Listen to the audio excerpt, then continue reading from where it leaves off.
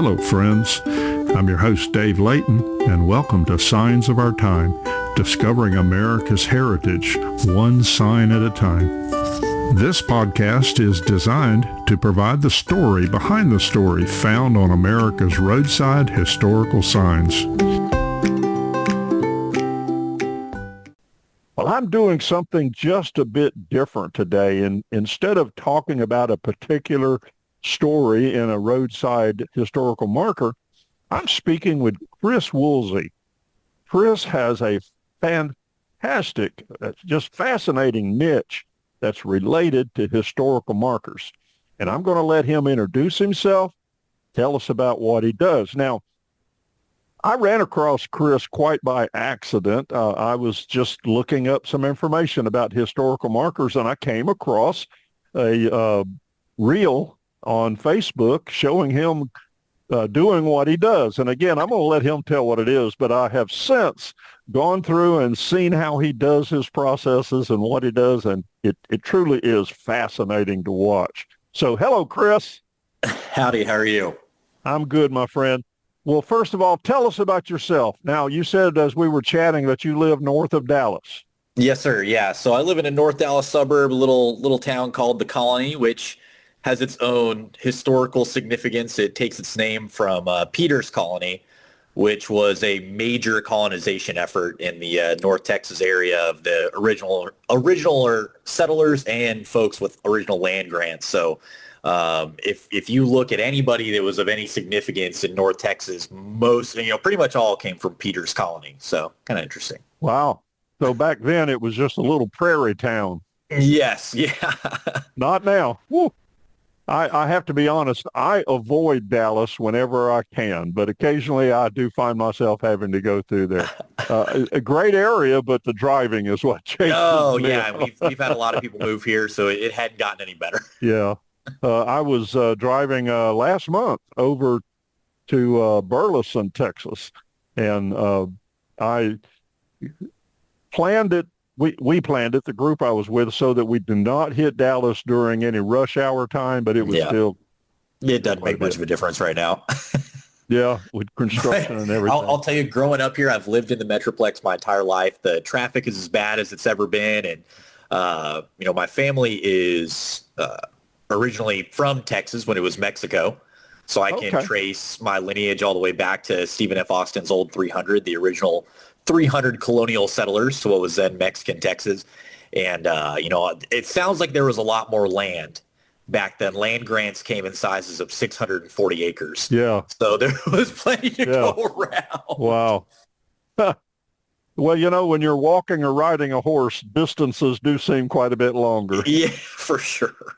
I lived in Texas for a while, courtesy of the Air Force. I was stationed in San Antonio. And one thing I learned about Texas was you measure, somebody would say, how far is it to somewhere? And you say, about 3 hours. We didn't do miles. We did hours. Always time. Yeah. Okay. Well, tell us about what you do related to historical markers. It's just fascinating what you do. So anybody that's spent at least a little bit of time dabbling in historical markers, roadside or otherwise, they know that sometimes you come across some rain-faded, sun-stained markers, and they can be challenging to read. And I basically go out and restore them. So I have my paint, my tools, and I just go out and go through the process and essentially bring them back to life and hopefully keep them around for a little bit longer. It has the effect of not only making them legible, but keeping them sealed will prolong their life cycle so that they don't have to be replaced as often. Yeah, I noticed that when after you've done all the work on it, and we'll chat about that a bit, you do spray on a sealer. That's right. That's very important. What about those? I've noticed a couple of the signs that you've worked on that somebody had used them for target practice. Yeah, that's not super uncommon. It mostly happens in the more rural areas. Yeah. I try not to take it personally because it's not just the historical markers. It's any roadside sign. So pretty much any flat surface that's a little bit elevated, they'll take a shot. Yeah. Here in Alabama, it's almost a rite of passage to shoot at a roadside sign, not necessarily a marker, but Yeah. speed warning or whatever. Yeah. I wish folks didn't do that, but folks are going to do what they're going to do. It's Okay. just part Well, of it, I guess. I want to talk a little bit about the process, but before that, tell me, how did you get started doing this? Yeah. So my dad, huge on road trips. So he always insisted that we drive places, and it wasn't because we didn't want to fly or couldn't fly, but he always said that, you miss so much of the country and you miss meeting so many incredible people and you lose out on a lot of context and culture by flying. And you're like, yeah, you fly from DFW International to Oregon or wherever, and you miss all the national parks and state parks and everything in between. So he always insisted on us driving.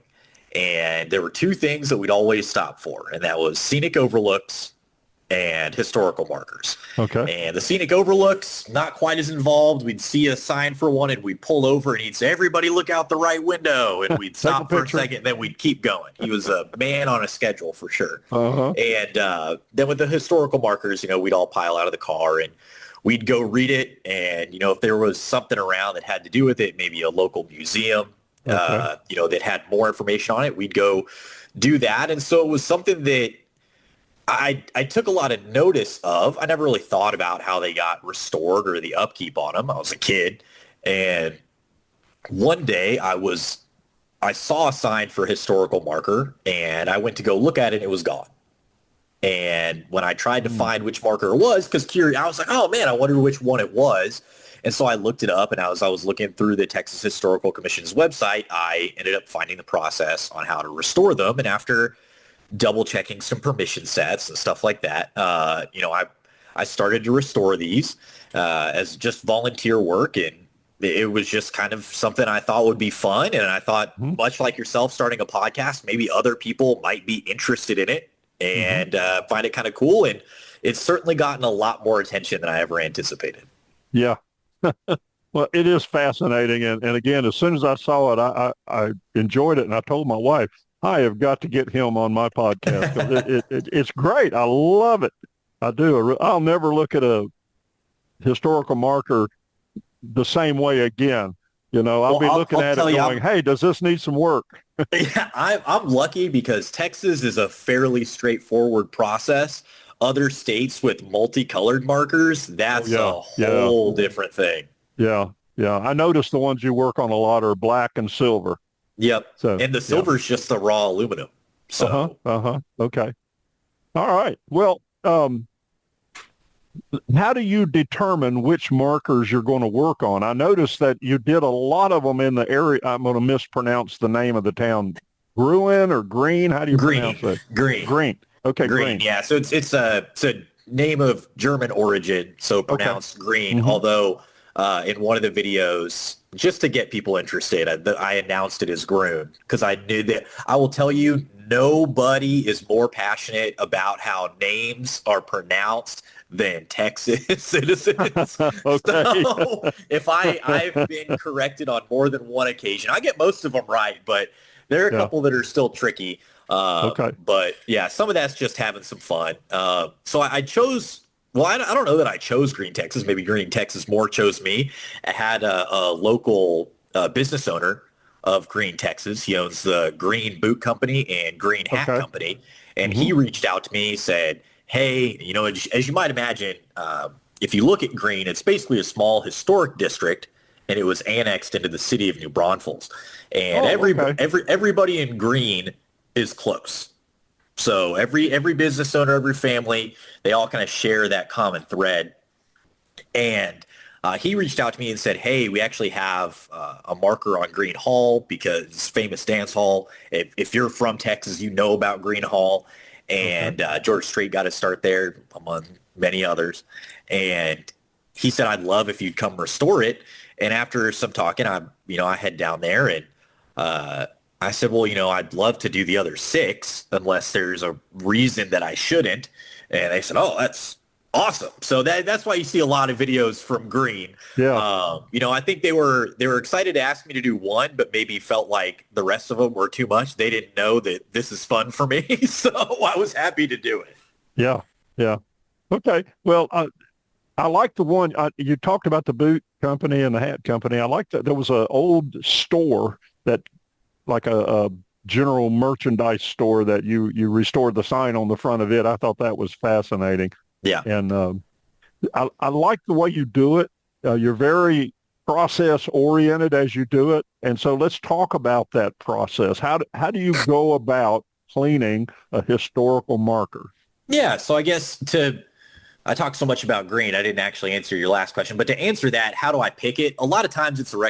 recommendation, or if I just come across one, I try to pick spots that I think that I just haven't gone to yet. And Okay. I'll use a bunch of different processes. I'll look at Google Street View and see if it looks like the marker needs it, or I'll use the historical marker database and see the Okay. most recent photo that they have, kind of cross-reference some stuff, and then end up out there. But most of the time it starts with a recommendation that's far away, and I check on all of them in between. Okay. So that's that process. And as far as cleaning them, the process is pretty straightforward. It's cleaning, prepping for paint.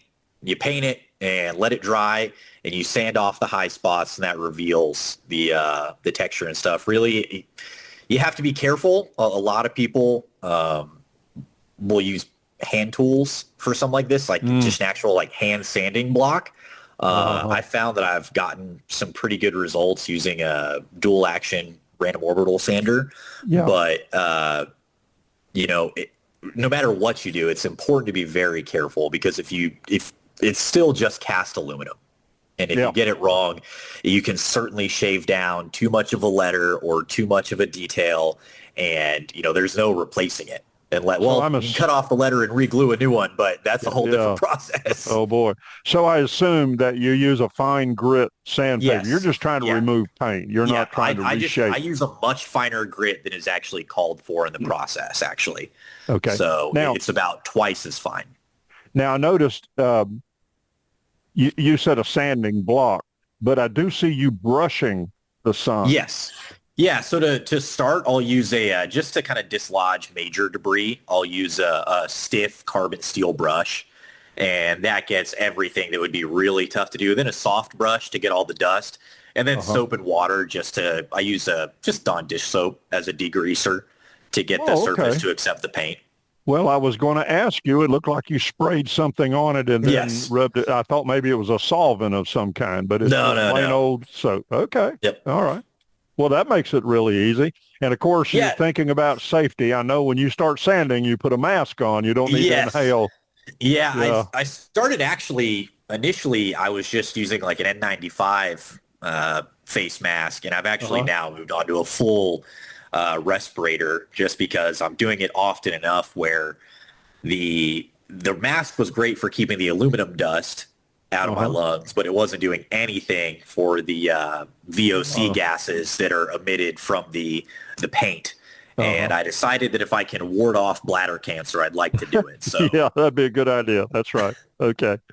Um, now, when you come back over it and spray it with paint, it looks like you're using a black semi-gloss. Is that what it it's is? it's a full black gloss. Okay. Yeah, it's a black gloss, and really that's just because gloss has the hardest, most robust finish. Okay. So now when they come from the factory, or from the foundry rather, and, Uh-huh. and the foundry for the state of Texas markers is located in Corpus Christi, Texas. It's the Southwell Company. Okay. And they, I believe that their process is probably closer to a semi-gloss, but because of the actual materials that they're able to use in the foundry, that finish is far more durable than any kind of field repair Okay. you'd be able to do. So by using a gloss, what you're essentially banking on is that gloss will wear after a little bit of time and turn into kind of a semi-gloss once it gets a little dust on it and stuff like that. So you start at a higher sheen, kind of banking Yeah. on it being a lower luster. And then you finish it off with a sealer. Yes. Yeah. Sealer, it's a UV resistant clear coat. Okay. Okay, good. Well, I'll tell you, I noticed immediately when I watched the first video that I saw that the letters just jump off Yes. Yeah. that black That's background just and the all. process of removing that fine layer of patina. So Uh-huh. because they don't come patinaed from the foundry, but over Right. time they'll patina. And so just a byproduct of removing that paint is it's also going to remove that first layer of patina and re-expose the raw aluminum. So then you seal it, and yes, it's much higher contrast. Okay. A thought just came to mind. Do you keep a database yourself on the markers that you have worked on? I would say the database is simply Instagram, Facebook, Okay. TikTok. Okay. So you record it. Okay. Yeah. So I try to keep everything organized on my phone. So because I just use a phone to record everything. So once I put it online, I'll try to remove it. So that way I only have non-posted inventory, so to speak, in the phone. Yeah. Okay. Um, Another question that came to mind, since you travel around and you see all these different markers, is there a marker that kind of stands out to you as perhaps the most notable one that you've worked on? I didn't mean to trick you with that question, but No, not at all. I would say that to this point, probably the most two come to mind. One being Green Hall. And there, as a Texan, Green Hall is just something that you know about. Okay. And it's synonymous with country music superstardom here. And and the other would probably be, as far as notable, the sixth floor museum building in Dallas, where Lee Harvey Oswald shot JFK. Okay. So that one being a little bit more world known rather than just Texas. Yeah. Okay. All right. Well, that's fascinating. Well, what's in the future for you with this activity? I don't know. I've road mapped a little bit. I think that I really like sharing the history of everything. Yeah. It allows you to get these lessons out to people that they may not otherwise have ever known or thought about, and you can learn so much from it. And that's ultimately what I think my dad was hoping I'd get from all the road tripping that we did, is he wanted my sister and I to grow up to be well-rounded, polite human beings. And, he thought this was a good way to do it. And I would like to just continue to keep sharing the history. I would love to be able to travel to different states. There is, I would say, a Grail marker that I would love to be able to do. And it is on the former Republic of Texas Embassy in London. Wow. And if I can ever travel to London and work on that marker, that would be pretty cool. But really, yeah. I would just love to showcase the history across Texas and across the U.S. and, maybe eventually the world. I don't know. It'd be cool. Well, I hear the passion in your voice, and I watch you having a good time as you restore these markers. And so I just enjoy it. I really do. So I did a little bit of exploring on your Facebook page and on YouTube. Is there another way that folks can find out about what you do? Yeah. So I'm on, I think, all the major platforms, Facebook, YouTube, Instagram, TikTok. I believe TikTok, and it's either TikTok is Chris Restores, and then Chris Restores TX if that one doesn't work, just for somebody took the username I wanted. Is how it goes sometimes. Yeah, that's pretty much it. And so whatever platform you like to partake in, I'm trying to get you those history lessons. Okay. Well, when I do my show notes on the podcast, I'll put some of that contact information in there so folks can watch and hopefully maybe support you in your efforts. I noticed that you had a store you were starting, and you had some stickers that were available. That's pretty cool. I actually have a bumper sticker on my truck that says "I break for markers." So. Yeah. Well, and it's funny. I looked that up, and there were none for Texas, and I thought I got to fix that. But that was actually a byproduct of so many people reaching out to me, asking if there was a way that they could support me, and they were asking for my Venmo or PayPal or, whatever it was. And I thought, I felt weird about just taking money. So I thought, well, let me come up with something. And if you look at the price of it, it certainly is an overpriced decal at $18.36, but 1836 is the year of Texas independence There you from go. Mexico. So it seemed fitting, and that's pretty close to about what it costs per marker Yeah. to do it up, plus a little bit of gas to get there. So. Yeah. Okay. Well, I'll tell you, that's fascinating. So I'll put that information so others can find out, and hey, follow you and encourage you to keep on doing what you want to do. All right.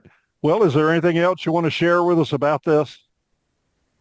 No, I mean, that's pretty much it. I would just encourage everybody to pause, slow down a little bit, look at the world around you and kind of take it in. You'd be shocked at the lessons that you can learn from history.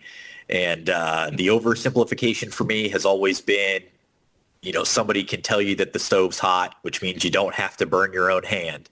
And I think that is, it at least demonstrates my point. But there's a lot of cool stuff around you, and I wish people would slow down and take note of it. And that's kind of the motivation that I have about this podcast, about Signs of Our Time. It's just fascinating to go out there and you look at it and you see the story and you go, there's something else there. And so it's fun to research that. By the way, I think my most enjoyable podcast episode, next to this one